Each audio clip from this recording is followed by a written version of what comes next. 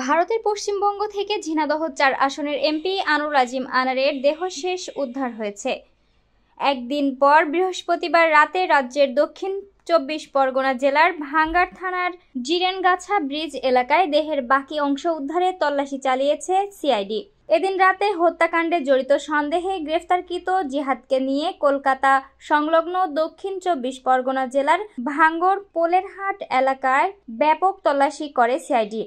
মোট ৬টি গাড়িতে পুলিশ ফোর্স নিয়ে তল্লাশি অভিযানে উপস্থিত ছিলেন সিআইডির কর্মকর্তারাও, তবে মরদেহর কোনো অংশ খুঁজে পাওয়া যায়নি।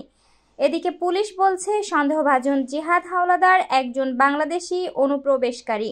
তার বাড়ি খুলনা জেলার দিঘলিয়া থানায়। তার বাবার নাম জয়নাল হাওলাদার। তবে জিহাদ বসবাস করত ভারতের মুম্বাই শহরে। সেখানে একটি মাংসের দোকানে কসাইয়ের কাজ করত। জানা গেছে, পরিকল্পিত নৃশংস এই হত্যাকাণ্ডের মূল পরিকল্পনাকারী বাংলাদেশি বংশোদ্ভূত মার্কিন নাগরিক আখতারুজ্জামানের কলকাতায় যাওয়ার ২ মাস আগে জিহাদকে ডেকে আনা হয়। জিজ্ঞাসাবাদে জিহাদ স্বীকার করেছে, আখতারুজ্জামানের নির্দেশে তিনি সহ ৪ জন এমপি আনারকে ফ্ল্যাটে শ্বাসরোধ করে হত্যা করে। জিহাদ হাওলাদার এমপিকে হত্যার পরে তার শরীর থেকে মাংস এবং হাড় আলাদা করে ফেলে। মূলত পরিচয় নষ্ট করার জন্য এমপির মাংস কিমা করে তা প্লাস্টিকের ব্যাগে রাখে আর হাড়গুলোকে ছোট ছোট টুকরো টুকরো করে নেয়। পরে ওই ব্যাগগুলো ফ্ল্যাট থেকে বের করে নানা ধরনের পরিবহন ব্যবহার করে কলকাতার বিভিন্ন অঞ্চলে ফেলে দেয়।